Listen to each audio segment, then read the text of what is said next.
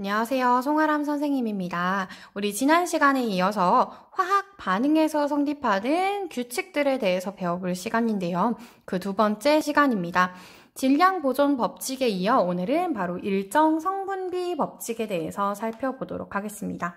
자, 학습 목표는 화학 반응에서 일정 성분비 법칙이 성립하는 것을 설명할 수 있다. 자, 오늘 이 그림을 한번 살펴보도록 할게요. 짠! 이렇게 하면 자동차가 완성되는 거지. 여러분들 어렸을 때 조립 많이 해봤죠? 자, 그런데 이 동생이 형과 똑같은 자동차를 만들려고 하는데 지금 남아있는 바퀴가 몇 개 있나요? 하나 있어요. 자, 그럼 이 동생은 형과 똑같은 자동차를 만들 수 있을까요? 네, 만들 수 없을 것 같아요. 자, 이와 같이 어떤 자동차를 만들기 위해서도 이 자동차를 하나 만들기 위해서 바퀴가 4개가 필요합니다.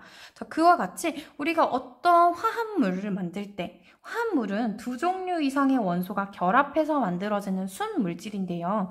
이 화합물을 이루는 구성 원소들 질량 사이에 개수나 질량 사이에는 어떤 관계가 성립하는지 알아볼 건데요.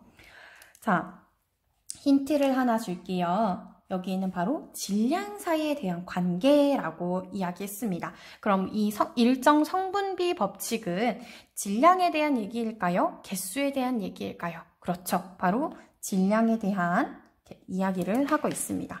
선생님이 너무 간단하게 얘기했지만 화합물도 굉장히 중요한 내용이에요. 화합물이란 두 종류 이상의 원소가 결합하여 만들어지는 순물질이다 라는 것. 자, 그러면 우리 오늘은 일정 성분비 법칙에 대해서 정리를 하고 내용을 살펴보도록 할게요.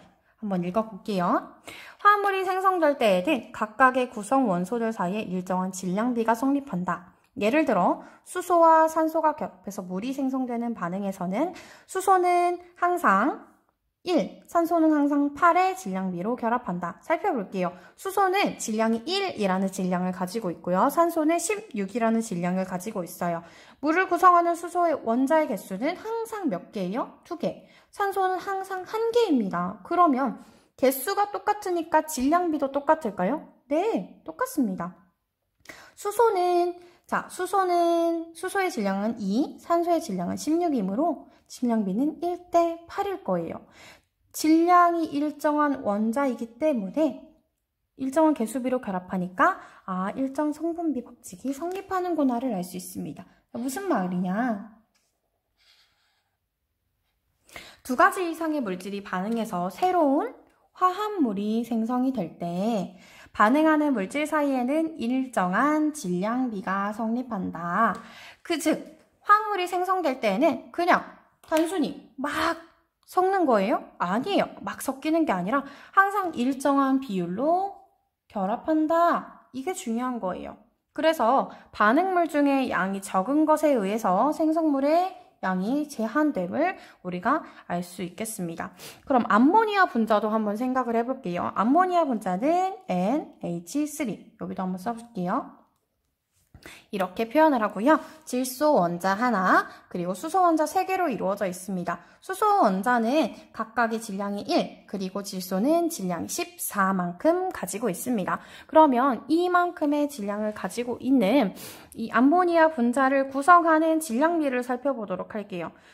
질소 원자는 하나, 수소 원자는 3개이기 때문에 14대 3이라고 얘기할 수 있겠습니다. 어떤 암모니아 분자를 가져와도 질량비는 항상 14대 3입니다. 그럼 물 분자도 마찬가지겠죠. 물 분자도 어떤 물 분자를 가지고 와도 질량비는 항상 1대 8임을 알 수 있습니다. 우리가 이 밑에 있는 사고력 키우기와 관련된 이 실험을 선생님이 따로 종이로 준비를 해왔습니다. 종이로 준비를 해왔는데요. 우리가 이것을 살펴보기 전에 이거를 먼저 살펴볼게요. 자, 선생님 아까 우리 자동차 할 때 개수라고 선생님이 표현을 했는데 왜 개수비랑 질량비랑 같다고 얘기하는 거예요? 이렇게 질문하는 친구들이 있을 것 같은데 개수비와 질량비의 그 값이 같다는 의미가 아닙니다. 그 값이 같다라고 한다면 물 분자, 자, 수소 개수는 2개, 산소 개수는 1개니까 개수비는 2대 1이라고 표현을 해야 돼요. 그런데 질량비는 1대 8이라고 표현합니다. 자, 여기도 개수. 자, 질소는 1개, 수소는 3개. 질량비는 14대 3이라고 표현을 합니다. 선생님, 개수비랑 질량비는 다른데요? 라고 생각할 수 있습니다. 하지만 선생님이 같다라고 표현한 거 아니라 일정하다라고 표현했죠. 자, 무슨 의미냐? 원자는 종류가 같으면 질량이 다 똑같습니다. 그렇죠? 그럼 종류가 다르면 질량이 다르겠죠. 그러면 우리가 이 원자의 개수가 항상 동일하게 반응한다면, 동일하게 반응해서 같은 개수만큼 이루어져 있다면 이 질량 사이에도 일정한 질량비가 성립할까요? 네, 질량 사이에도 일정한 질량비가 성립할 것입니다. 그래서 원자의 개수비가 일정하면 질량비도 일정하다라고 얘기하는 거예요. 그럼 우리가 이 질량비를 알기 위해서 쉬운 방법으로 개수비를 먼저 알게 되면 질량비도 알아낼 수 있겠네요. 네, 그렇게 가는 겁니다. 그럼 우리 해보기에 나와 있는 사고력 키우기에 나와 있는 내용을 한번 살펴보도록 할게요.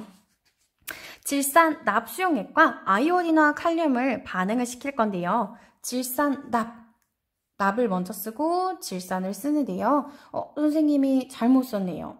NO3라는 이 질산 이온은 마이너스 1가짜리 이온입니다. 마이너스 1가짜리와 납 이온은 2가 양이온이기 때문에 여기에 2가 맞았네요. 이렇게 2를 써주시고요. 아이오딘과 칼륨은 K, 아이오딘은 I라고 각각 1가짜리 양이온, 음이온이기 때문에 이렇게 쓰도록 하겠습니다. 자, 이 두 가지의 물질이 만나서 어떤 물질을 만들어내냐? 바로 아이오딘과 납이라는 앙금을 생성하고요. 그리고 나머지는 이렇게 수용액 속에 둥둥둥 떠다니게 되겠는데요.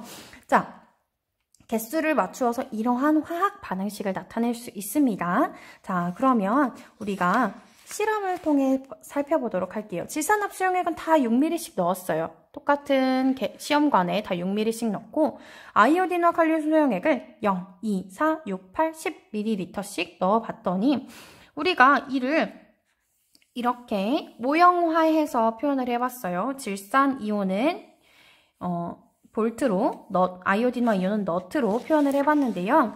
이렇게 표현을 했을 때 아이오딘과 납을 구성하는 아이오딘 원자의 개수비는 아이오딘은 몇 개? 2개 사용했고 질산 이온은 1개를 사용했네요. 그래서 2대 1이라고 표현할 수 있을 것 같아요. 자, 여기 보면 지금 너트가 2개 들어왔으니까 볼트 하나랑 너트 하나 만들어졌죠. 그 다음 여기도 너트 2개 들어와서 2개 만들어졌어요.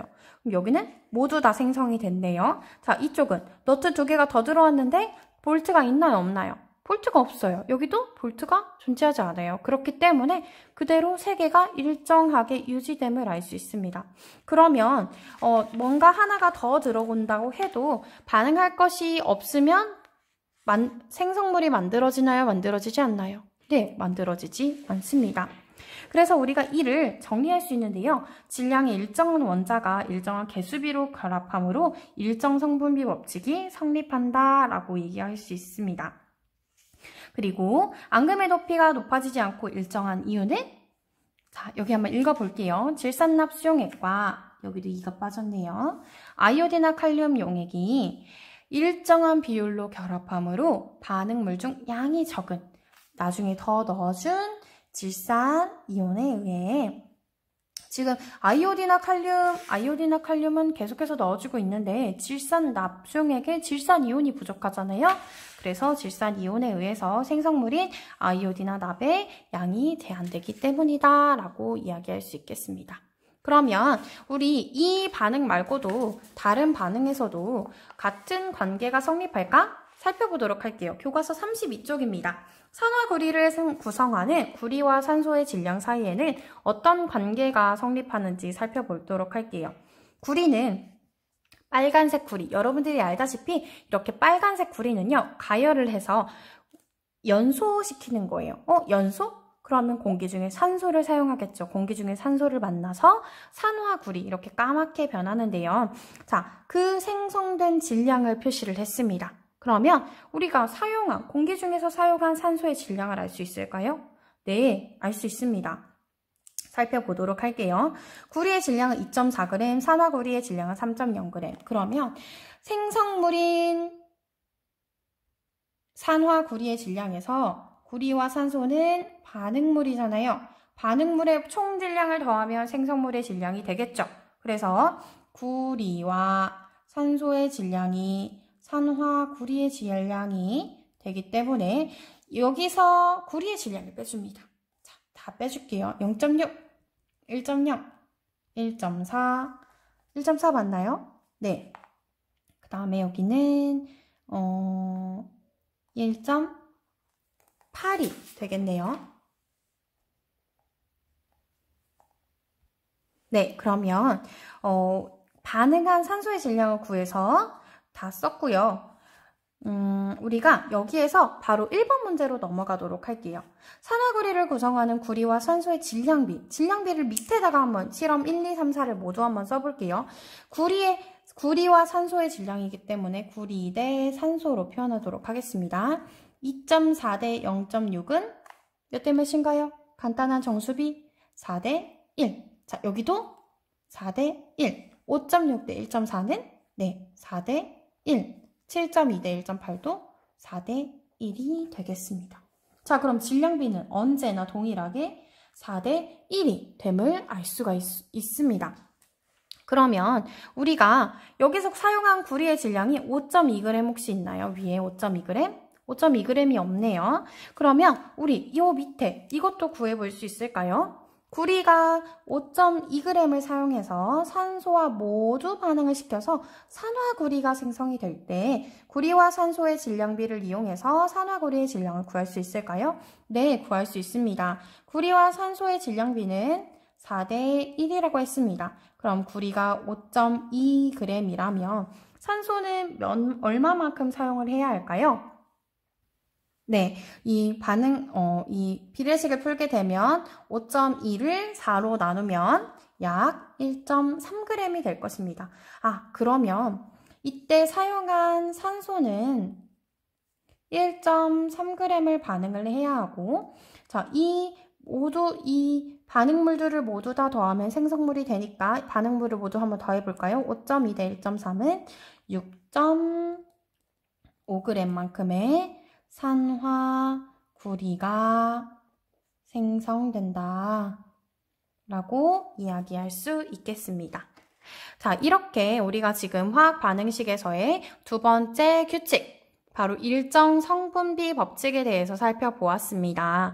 화학 반응식은 정말 항상 동일하게 유지됨을 알 수 있습니다. 우리 이번 시간에 사실 일정 성분비 법칙과 질량 보존 법칙 두 가지를 다시 공부한 거라고 생각할 수 있는데요. 어렵지 않게 따라왔을 거라고 생각합니다. 혹시 궁금한 점이 있거나 어려운 내용이 있으면 밑에 댓글에 달아주세요. 선생님이 그때그때 답변해 주도록 하겠습니다. 오늘도 수고했어요. 안녕.